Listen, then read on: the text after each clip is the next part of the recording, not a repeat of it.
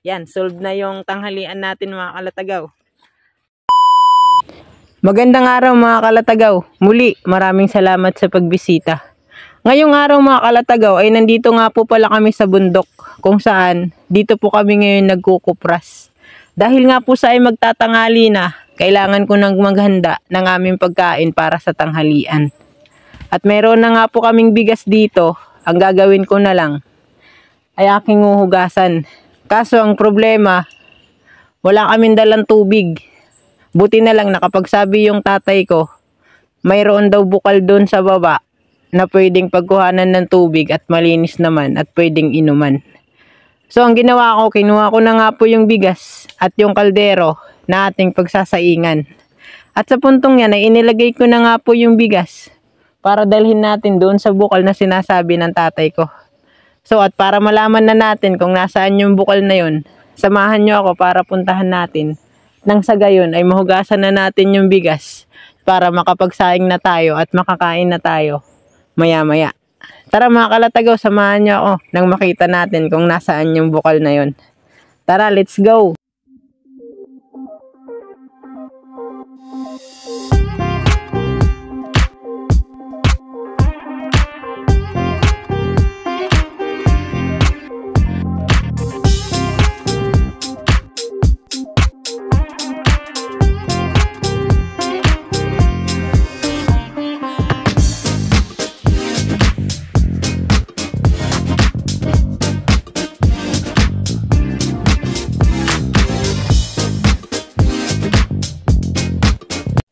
At makalipas na nga po yung ilang minuto at ilang segundong pinag-antay ka lang pero hindi ka naman sinipot, ay nakarating na nga po kami dito sa sinasabi ng tatay ko na bukal.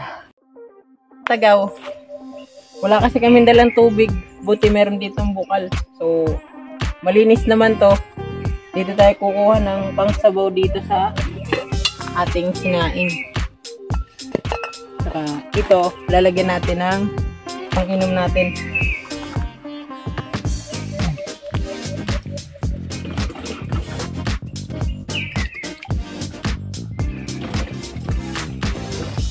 Malinis naman mga kalatagaw eh.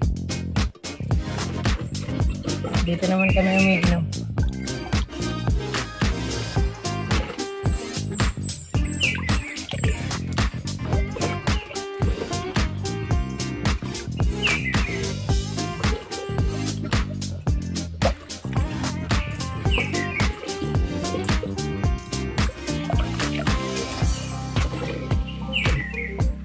Tama na to, panginom natin. Yan. Tapos, dito na natin to hugasan yung bigas.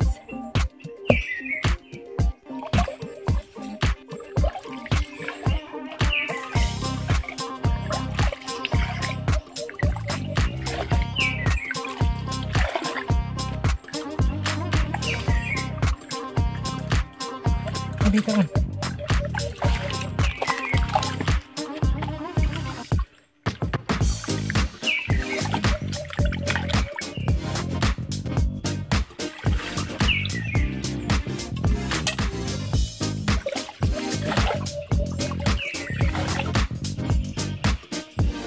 Dahanin lang natin kasi umano.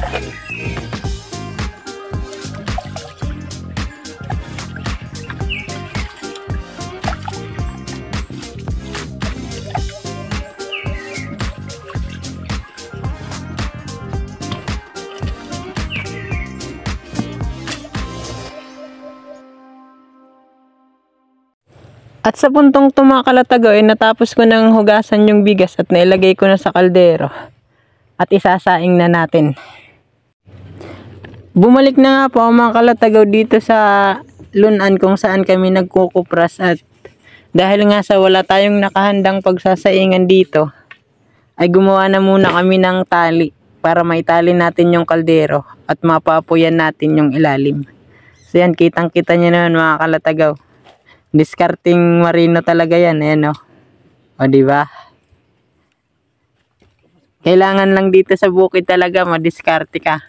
Kasi kung baga gagawa ka ng paraan para makakain ka. Survival ba? Survival. At makalipas na nga po mga kalataga yung ilang minuto at ilang segundo, ay naihanda ko na nga po yung aming pagkain. So yan, simple lang. Ayan na yung kanin. Dahil nga dito ay walang pinggan. Ayan, ang pinggan namin dito, dahon ng saging. Yan, tsaka meron pa kaming saging dito. Yan yung pinaka-dessert natin. Yan, tsaka ito yung huli namin kagabi, pinaksiw ni Papa. Yan, solved na yung tanghalian natin mga kalatagaw. Ayan, muli maraming salamat sa inyong palaging panunod at pagsubaybay. Hanggang dito na po muna to at kami kakain na. Bye-bye!